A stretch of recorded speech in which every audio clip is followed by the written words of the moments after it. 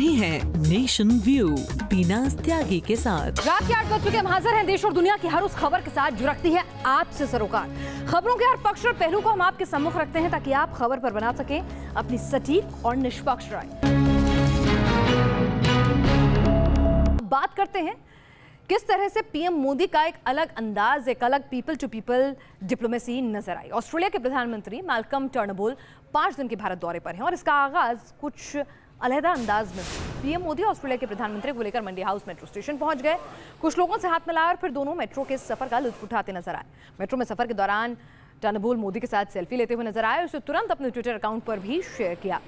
Metro से उतरकर दोनों प्रधानमंत्री अक्षरधाम मंदिर गए, जहां टर्नबुल और मोदी ने नौका विहार किया, भगवान स्वामी नारायण का जलाभिषेक भी किया। आप देख सकते हैं मंडी हाउस मेट्रो स्टेशन पर प्रधानमंत्री ने पहले उन्हें मेट्रो की खूबियां गिनाई, जिनका टर्नबुल ने अपने ट्वीट में भी जिक्र किया कि 2002 से 212 किलोमीटर 159 स्टेशनों के साथ मेट्रो का शानदार सफर। साथ ही टर्नबुल ने सेल्फी भी खींची और लोगों का जिस तरह का उत्साह था पीएम मोदी को अपने बीच देखकर और टर्नबुल को अपने बीच देखकर, वो भी उन्हें काफी भा रहा था। उनकी बॉडी लैंग्वेज से कमोबेश यही लगा और उसके बाद ये लोग पहुंचे अक्षरधाम मंदिर। आगे बढ़ते हैं, बात करते हैं गौहत्या पर मचे गदर की। संघ प्रमुख के बयान में संग्राम को हवा दे दी है। विपक्ष अपने अपने तर्कों के तीर चला रहा है, विरोध की आग भड़क रही है। ऐसा क्या कह दिया संघ प्रमुख ने जिस पर विरोध हो रहा है, विपक्ष यूं आग बबूला हो रहा है? क्या है पूरी खबर, देखिए इस रिपोर्ट में।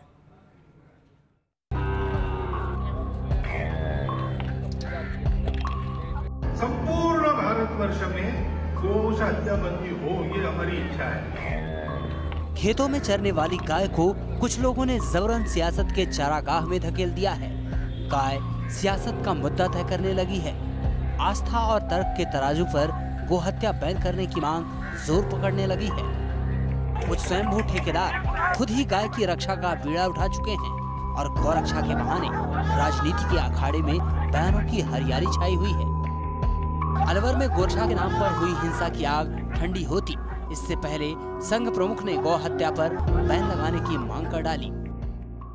अब बंदी हो यानी उसका कानून हो, ये बात सरकार के अधीन है।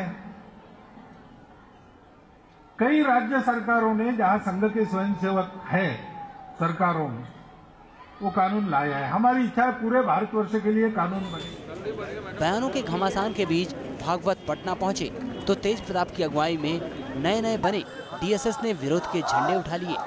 भागवत के बयान के मायने मतलब अपने अपने लिहाज से निकाले जा रहे हैं, इसलिए राजनीति का रंग भी गाढ़ा होता जा रहा है। ये भी बात सही है, ये होना चाहिए, लेकिन हिंसा नहीं होनी चाहिए। किसी भी प्रकार की हिंसा नहीं होनी चाहिए और न बर्दाश्त की जाए। ये है कि अपने नॉर्थ ईस्ट में जो 3 इलेक्शन होने जा रहे हैं असेंबली के, वहाँ पर तो बीजेपी ने कह दिया है कि काउ स्लॉटर पे कोई कानून नहीं बनाएंगे, तो पहले वो तो बताएं। और दूसरा ये कि काउ स्लॉटर पे कानून किस लिए बनाया जाएगा? आरएसएस की आस्था के ऊपर बनाया जाएगा या जो डायरेक्टर प्रिंसिपल्स में कहा गया है कि इकोनॉमिक रीजंस के लिए? अगर आप आस्था के ऊपर बनाएंगे तो फिर मुल्क का सेकुलर ढांचा खत्म होकर रह जाएगा। ये चारों तरफ मोहन भागवत, चाहे जितना घूम लें बिहार में जो भी हो, इनका दाल गलने वाला नहीं है। इसका डट करके हम लोग इनकी आइडियोलॉजी का विरोध करने के लिए राजगीर में हमारा सम्मेलन हो रहा 2 मई से 4 मई तक। तो इनको हम लोग को मुहकी खा के गए थे यहाँ से। ये सब जहर उगले थे पहले भी और इसलिए अब इनको फिर आजमा रहे हैं चारों तरफ। सियासत के गलियारों में भागवत का बयान गूंज रहा है। वैसे भागवत गोरक्षा के नाम पर हिंसा के खिलाफ भी बोले, लेकिन हिंसा करने वालों ने अपनी रक्षा के लिए गोरक्षा को ढाल बना रखा है और सरकारी तंत्र के लिए ऐसे में एक्शन लेने में बड़ा धर्म संकट पैदा हो गया है। Team news nation. देश में गोहत्या बैन पर सियासत गर्म है, लेकिन सवाल यह है कि क्या सिर्फ ऐसा कानून बना देना ही काफी होगा? मीडिया रिपोर्ट्स के मुताबिक पॉलिथीन खाने से देश में रोजाना औसतन 20 गायों की मौत हो जाती है। इस पर किसी को फिक्र नहीं है। सड़क पर घूमने वाली गायों के पेट के अंदर सिंदूर, चुनरी, तांबे के सिक्के, लोहे की कीलें तक मिलती हैं, तब किसी को गौमाता याद नहीं आती है। कई गायों की आंतों और भोजन की नली में गहरे जख्म हो जाते हैं, इनके कारण किसी को कोई परवाह नहीं है। सवाल यह है कि जो स्वयंभू गौरक्षक गायों के नाम पर इंसानों की पिटाई कर रहे हैं, उनकी जान लेने से भी गुरेज नहीं कर रहे हैं, वो इन गायों को बचाने के लिए अब तक कोई कदम उठाते नजर क्यों नहीं आए? ये सिर्फ खोखला गौ माता के प्रति प्रेम तो नहीं है। बहरहाल आगे बढ़ते हैं, कश्मीर की बात करते हैं, जहां एक बार फिर साजिश की आग भड़क उठी। उपचुनाव के दौरान अलगाववादियों की साजिश घाटी बेहाल है। सियासत में संग्राम जारी है, लेकिन इन सब के बीच पिस रहा है आम कश्मीरी। टूरिज्म पर टेरर का साया है, स्कूल कॉलेज बंद हैं और हालात फिर से कर्फ्यू वाले हो गए।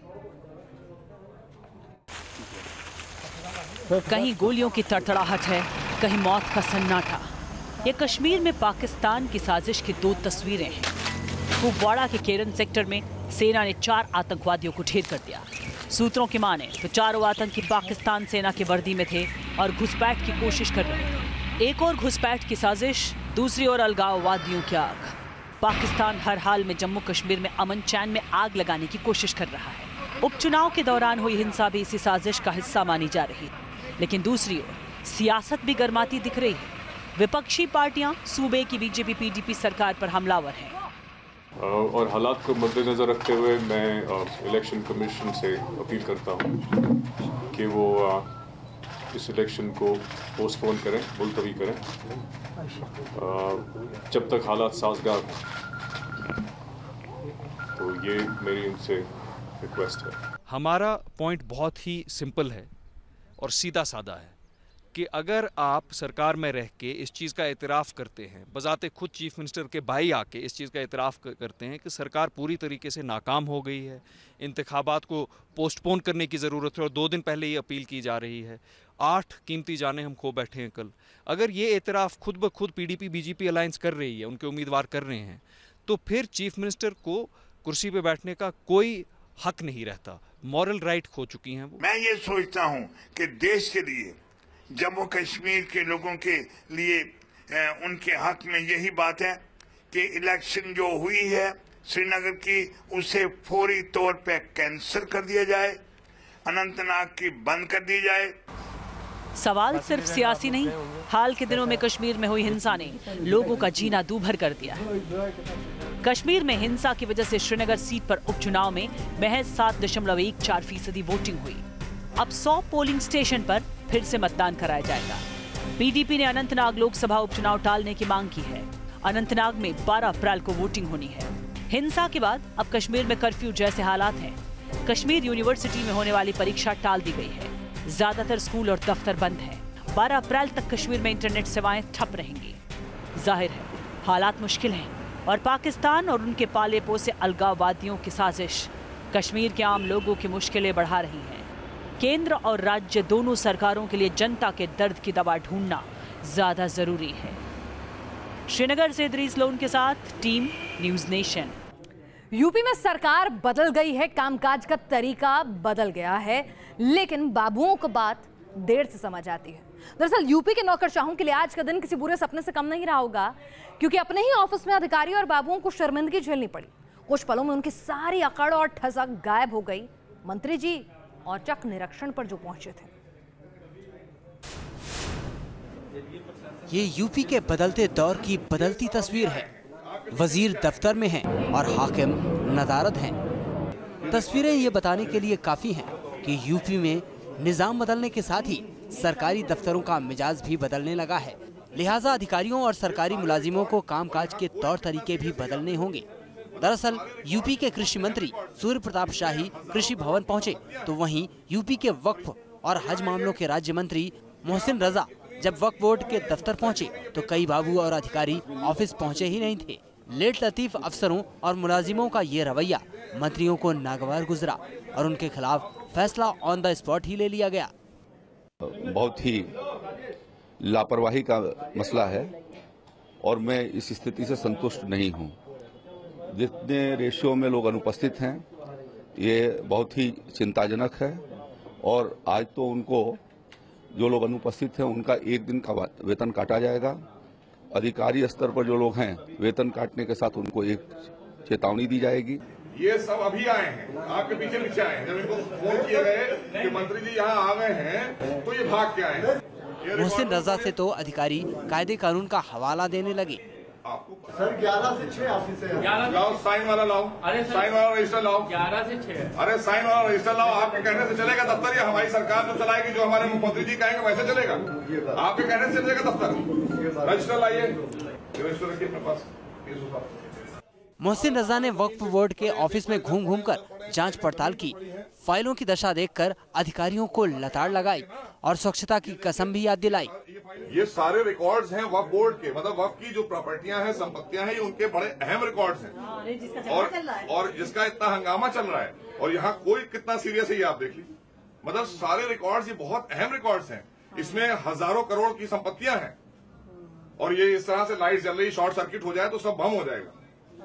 ये यहाँ पे तो एम्प्लॉइज बैठते भी होंगे ना, इसमें नजारा है। अरे ये बहुत अहम, अब ये देखिए रजिस्टर की हालत देखिए और इसमें सारे रिकॉर्ड्स होते हैं। रजिस्टर 36 कहलाता है ये। हाँ, और यहाँ आइए, यहाँ पर इतनी गंदगी क्यों है, ये स्वच्छता क्यों नहीं? ये पेपर पड़े, इधर पड़े, उधर पड़ा, वो पड़ा। यूपी सरकार के इस औचक निरीक्षण से साहबों की मिट्टी पलीद हो गई, अपने ही दफ्तर में उनकी घिघी बध गई, साथ ही मिल गई एक सख्त वार्निंग। अब अगर दोबारा लापरवाही बढ़ती तो खैर नहीं। Team news nation. अब ये सिंबोलिज्म है मंत्री जी का या वाकई में संजीदगी है? इस बीच योगी आदित्यनाथ ने उत्तर प्रदेश को गड्ढा मुक्त बनाने का वादा किया था। ये वादा कितना पूरा हो रहा है? जब न्यूज़ नेशन ने इसकी पड़ताल की तो क्या पाया, देखिए जरा। पीडब्ल्यूडी विभाग को एक बात के लिए कहा है कि 15 जून तक उत्तर प्रदेश के अंदर सभी सड़कें गड्ढा मुक्त हो जानी चाहिए, इसकी व्यवस्था सुनिश्चित कर दें। गड्ढा मुक्त प्रदेश बनाने का इरादा, जिस पर उत्तर प्रदेश के मुख्यमंत्री ने मंच से डेडलाइन दे रखी है। यूपी की कमान संभालते ही योगी ने जो बड़ा वादा किया है, उसे हकीकत में बदलने के लिए जोर शोर से काम चल रहा है। अधिकारी हरकत में है, लेकिन लगता है नोएडा अथॉरिटी के अधिकारियों के कान पर जूं तक नहीं रेंग रही। वो अभी भी पुराने दिनों के मुगालते में जी रहे हैं और उनके काम की वही रफ्तार है जैसे सरकारी मुलाजिमों के बारे में अमूमन लोग सोच रखते हैं। न्यूज़ नेशन की टीम ने यूपी के मुख्यमंत्री योगी आदित्यनाथ के गड्ढा मुक्त उत्तर प्रदेश बनाने के फरमान का रियलिटी चेक किया, जिसमें सरकारी अधिकारियों के कामों की कलई खुल गई। ये तस्वीर है नोएडा सेक्टर 45 की, जहां पिछले 10 महीने से सड़क बनाने का काम चल रहा है, लेकिन अभी भी कुछ फर्क नहीं दिखाई दे रहा है। यहाँ गाड़ियाँ रफ्तार नहीं भरती बल्कि धूल उड़ाती हैं। सावधान, कार्य प्रगति पर है नोएडा प्राधिकरण। सावधान तो हो जाइए आप, क्योंकि ये सड़कें बहुत ज़्यादा ख़राब हैं। नोएडा के सेक्टर 45 में है हम, और यहाँ पर जब आप आते हैं तो आपको वाकई सावधान होने की ज़रूरत है। रोड पर गिट्टियाँ फैली हुई हैं, कहने को यहाँ काम चल रहा है, लेकिन आपको सावधान रहना पड़ेगा, क्योंकि अगर आप जरा सा भी डगमगाए तो आपके साथ कोई भी हादसा हो सकता है। सड़क पर मशीन खड़ी है, सावधान, कार्य प्रगति पर है का बोर्ड भी लग गया है, लेकिन काम करने वाले लोग नदारद हैं। सड़क पर खड़ी मशीनों के पास कुछ लोग मौजूद थे, जिनसे हमने जानना चाहा कि आखिर सड़क पर काम कैसे हो रहा है, लेकिन बात बढ़ी तो पता चला कि सड़क बनाने वाला अमला तो कभी कभार ही दर्शन देता है। ये वो वक्त है जब यहाँ पर काम चलता रहना चाहिए था, कुछ मजदूर होने चाहिए थे, कुछ ठेकेदार होने चाहिए थे, और कायदे से नोएडा अथॉरिटी के कुछ अधिकारी होने चाहिए थे। लेकिन आप देखिए, पूरी सड़क आप देख लीजिए, दूर दूर तक आपको यहाँ पर शायद ही कोई मजदूर दिखाई पड़े। एक आध मजदूर आपको दिखाई पड़ रहे हैं, वो भी इन मशीनों पर, जो मशीनें यहाँ रखी हुई हैं उन पर काम करने वाले हैं। सड़क पर आपको कहीं भी कोई भी काम करता हुआ दिखाई नहीं पड़ेगा। सड़क वाले कहीं आते हैं, मजदूर दिखाई पड़ता है, कोई ठेका दिखाई पड़ता है? साफ करता है, उधर से फिर चला जाता है। तो अभी तो कोई नहीं दिख रहा है यहाँ पे। अब नहीं आता। जो लोग वहाँ से गुजरते हैं उनका बुरा हाल है, लेकिन क्या करें, इस इलाके में महंगे महंगे फ्लैट हैं, जहाँ लोगों का आना जाना तो लगा ही रहता है। मैं हफ्ते भर से आ रहा हूँ यहाँ पे। तो आपको यहाँ जब आप आ रहे हो हफ्ते भर से, कभी कोई मजदूर ठेकेदार को दिखाई? कोई कुछ नहीं दिखाई देता। नहीं, कभी दिन भर नहीं दिखाई देता। कभी कभी रोड पे कभी पानी मार देते हैं सुबह, कभी हमेशा ऐसा नहीं काम दिखाई नहीं देता है। न्यूज़ नेशन की टीम ने नोएडा के कुछ और इलाकों का भी रियलिटी चेक किया।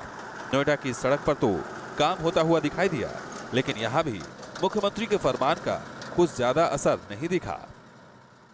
भैया धूल मट्टी वट्टी सब उड़े, आँखों में बड़े है, कोई लेग गिर पड़े है मोटरसाइकिल। कुछ नहीं हुआ है, 7-8 साल तो मुझे हो गए देखते हुए। कभी पंचर साइकिल गाड़ी में, कभी कुछ हो जाता, कील वील पड़ी रहती है, सारा रोड टूटा हुआ है।